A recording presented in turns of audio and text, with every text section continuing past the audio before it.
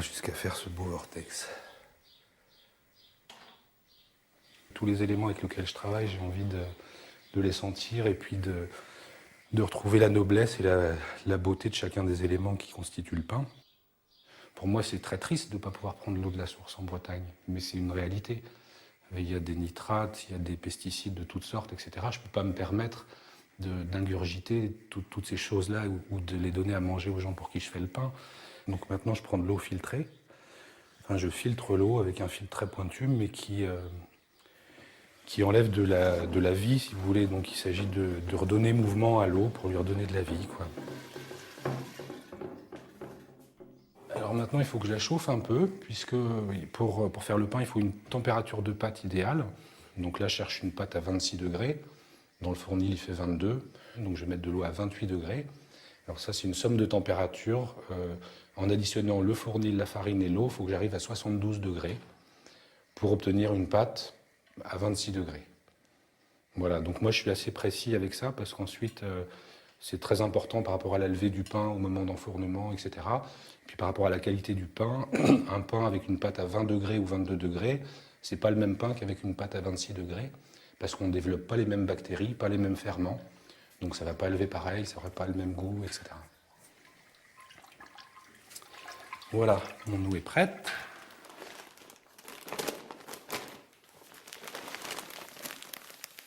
Donc ça, c'est une farine que j'ai moulue il y a 2 jours parce que j'aime travailler avec de la farine fraîche. Ça a plus de vitalité, ça développe davantage d'arômes. Et du point de vue nutritif, la farine garde énormément de nutriments qu'elle va perdre au bout de quelques jours. Donc idéalement, il faut l'utiliser avant une semaine. Rien qu'en mélangeant là, j'ai déjà un peu une idée des arômes que mon pain va développer ou non. Et de même, selon le type de blé, la sensation de la farine n'est pas du tout la même. Donc quand je mélange, là, j'ai déjà énormément d'informations qui vont influer sur la façon dont je vais travailler en réalité. Alors là, je vais faire à peu près 55 kg de pain. Donc là, je vais mettre, il y a à peu près 35 kg de farine, 23 litres d'eau. Maintenant, il faut que je pèse le sel. Je mets 33 grammes de sel par litre d'eau. Et ça correspond curieusement à peu près au taux de sel qu'il y a dans l'eau de mer. Et alors, comme il y a des gros cristaux, je le mélange bien à l'eau avant pour qu'il soit bien dissous.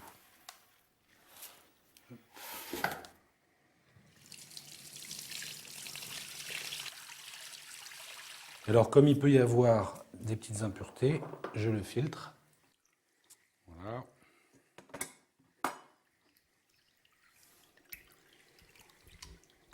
C'est parti.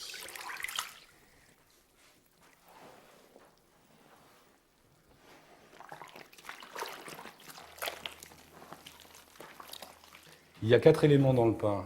Moi, j'aime bien les symboles, les contes de fées et tout ça. Pour moi, la farine, ça représente le feu. C'est-à-dire que c'est le feu du soleil qui a nourri le blé. Et en plus, c'est ce qui va donner l'énergie qui permet la fermentation. Ensuite, on a le levain, qui évidemment est lié à l'air, puisque ça fait énormément de bulles. C'est ce qui va amener des bulles dans le pain. Le sel, qui est un produit de la mer, là c'est du sel de Guérande, donc ça vient de pas loin. C'est un sel de très très bonne qualité, qui contient énormément de minéraux, tout un tas de choses. Et je connais le paludier, il fait son sel comme moi je fais mon pain, donc c'est quelque chose qui est fait artisanalement. Et là, c'est des petits cristaux qui, pour moi, représentent la force de cristallisation de la Terre, les cristaux de la Terre, quoi. Et puis il y a l'eau. L'eau, c'est la fertilité, c'est la source de vie par excellence, quoi. Ça fait les 4 éléments nécessaires et puis les 4 éléments de la tradition et des contes qui permettent de faire ce pain, quoi. C'est ce qu'il y a de spécifique un peu dans mon travail, c'est que je retrouve les gestes que les anciens avaient dans le temps, où les blés étaient du même type que ceux que je fais moi, des variétés anciennes de blé, et où c'est le travail de l'artisan qui allait donner la cohésion, ce qu'on appelle la force en boulangerie, et la cohésion à la pâte. Alors que maintenant, les blés modernes industriels sont tellement riches en gluten que même en faisant une boule plus ou moins informe, ça va se tenir. Il y a différents gestes, vous avez vu, il y a ce geste-là, qui est plus pour incorporer à l'intérieur la farine, et puis les gestes qui consistent à allonger la pâte et à la replier. C'est comme ça qu'on donne au gluten, ces fameuses protéines élastiques, là, cette cohésion, cette force qui fait que ça se tient. Ne me demandez pas pourquoi il reste un bon kilo de farine. Si je m'étais tenu à la théorie, j'aurais dû mettre 35 kg de farine pour 23 litres d'eau. Et j'aurais tout mis, j'aurais une pâte trop ferme. Alors que là, je sais que j'ai la bonne texture de pâte. Alors est-ce que c'est le taux d'humidité de la journée, le nombre de paramètres invraisemblables qui jouent dans les processus du vivant?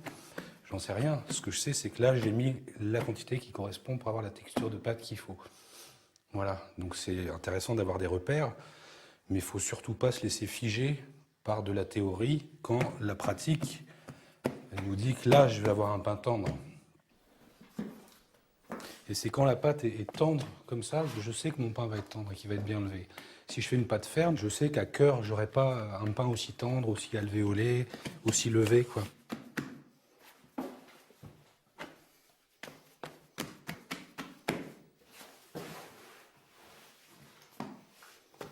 Voilà, c'est ça qu'on appelle donner de la force à la pâte.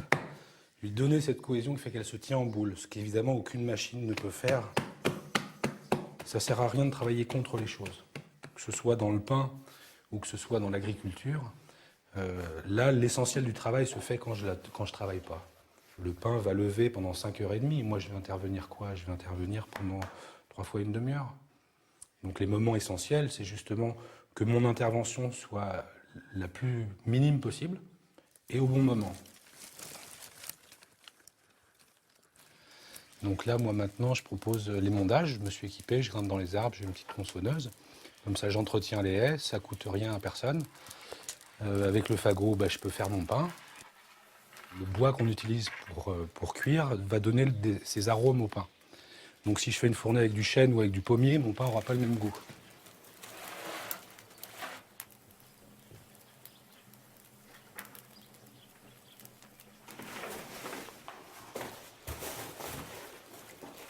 Voilà, donc ça c'est des binoches, ils appellent ça des jeux aussi dans la région, c'est fait par les anciens, qui récupèrent de la ganche, ils appellent ça s'appelle de la moline en fait, c'est la paille de sous-bois.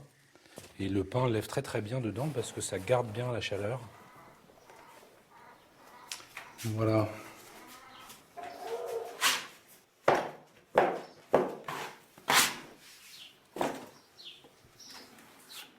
Donc ça c'est une super belle pâte, elle est très humide, elle est très, très tendre. Donc là elle peut s'étaler très très largement. Et donc c'est là qu'il va bien falloir tendre les gluten pour justement révéler le caractère élastique de la pâte. Donc plus je vais y aller, plus elle va se tenir alors qu'au départ elle coule.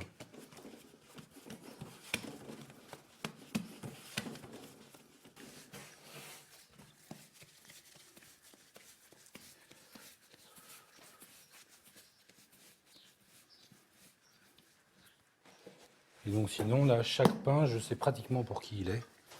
Et là ça fait maintenant 4 ou 5 ans que je ne peux pas prendre de clients en plus. Parce que en fait, j'ai mon compte, mes fournées sont toutes archi pleines. Il n'est pas question pour moi de faire davantage de pain.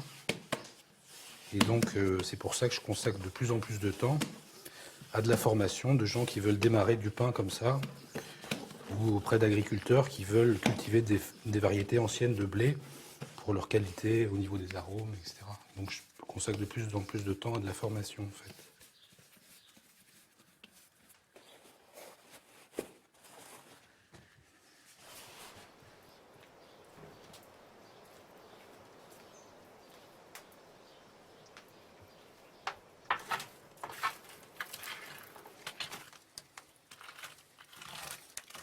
Voilà, donc il s'agit de bien répartir la braise pour que le four soit chaud de façon homogène.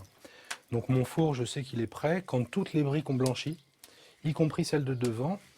Et ensuite, même le blanc va venir jusque sur le devant du four, là. Il va y avoir un liseré blanc qui se fait sur la pierre devant. Et c'est en fonction de l'avancée du blanc que je connais approximativement la température de mon four.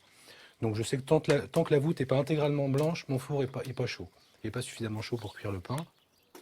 Dans ces fours-là, qui sont des fours traditionnels, on dit des fours bretons, des fours de ferme, il y a une qualité de cuisson qui est unique du fait de la cuisson dégressive. Et on enfourne dans un four assez chaud, et ensuite la chaleur tombe durant la cuisson. Et c'est une qualité de chauffe qui est incomparable en fait. Les anciens disent tous qu'un bon four, c'est un four qui chante. Alors si vous écoutez le crépitement du bois, il y a beaucoup d'écho. En fait, ça veut dire que les ondes se propagent d'une façon harmonieuse, donc que ce soit le son ou la chaleur.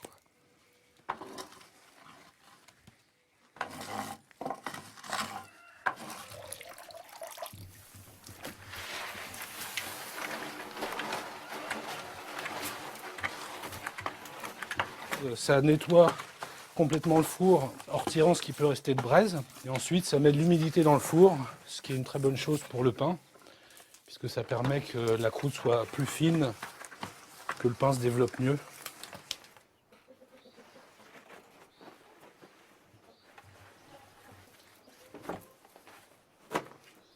Alors ce dessin que je fais, on appelle ça la grigne. C'est suivant ce dessin que le pain va éclater dans le four. Et la grigne, c'est ce qui permet ensuite qu'on ait des petits morceaux à grignoter. C'est en même temps la signature du boulanger.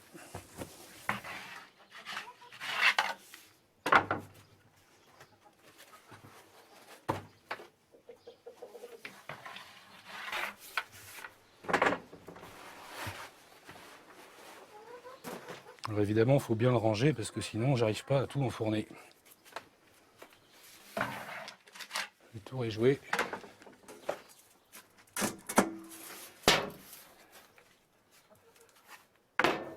Bon voyage. Là, dans le four, le pain va perdre 20% de son poids en eau. Donc là, l'objectif, c'est de bien garder la vapeur dans le four pour que le pain se développe bien. Sinon, la chaleur aurait tendance à durcir la croûte trop vite et de bloquer le pain.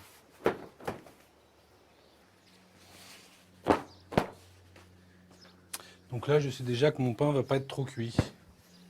Parce qu'en fonction de comment il a levé, de la couleur qu'il prend ou non à la fin de l'enfournement, j'ai déjà des informations. Donc je sais qu'il ne sera pas trop cuit, il ne sera peut-être pas assez à mon goût. Il sera cuit dans tous les cas. Et puis ce qui est intéressant, c'est que quelle que soit la cuisson, il y a toujours des gens heureux. Quand je ne le trouve pas assez cuit, il y a des gens qui me disent c'est comme ça que je l'aime. Quand je le fais trop cuit, il y en a aussi qui adorent le goût un peu brûlé.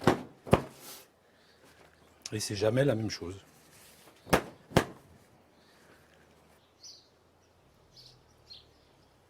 Poulette, voilà pour vous.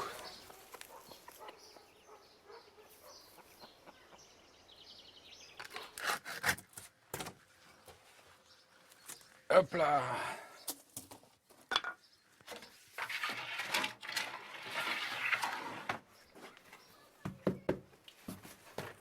Alors quand il est bien cuit, quand on tape dessous, ça doit sonner dur. Moi, je m'inscris dans un pays, dans un endroit que je souhaite faire vivre au niveau agricole, culturel, agriculturel. Et en fait, le pain, pour moi, c'est ce qui réunit tous ces éléments-là et qui me permet de participer au monde, à la société de l'endroit qui me paraît le plus juste, en essayant toujours d'améliorer ce que je fais et en prenant plaisir à ce que je fais. Parce que je ne vous cache pas que le pain, j'ai commencé à le faire pour ma petite famille, mais qu'aujourd'hui, je fais le pain avec autant d'amour alors que je le vends à des gens que je ne connais pas forcément au départ. Et donc, je pense aussi que c'est vital dans ce qu'on fait d'apporter de l'âme, d'avoir plaisir à ce qu'on fait. Donc, mon choix de l'agriculture et du pain, c'est aussi de partir des éléments les plus simples et les plus nobles que la nature nous propose pour faire quelque chose d'utile, de bon, et où j'y prends du plaisir. Ça me fait grandir, moi aussi, j'apprends des choses comme ça. Voilà, donc ne pas oublier deux choses absolument cruciales. Le levain, donc qu'on garde simplement un petit peu de pâte de la fournée, qui va servir pour ensemencer le levain pour la fournée supplémentaire. Alors là, il ne faut surtout pas l'oublier, sinon c'est un problème, il faut repartir de zéro. Alors on peut repartir d'eau et de farine, mais ça mettra 15 jours, 3 semaines ou plus. Et deuxième chose absolument fondamentale, le pâton pour faire la pizza ce soir. Voilà, vous savez tout. Vous pouvez maintenant faire du pain chez vous.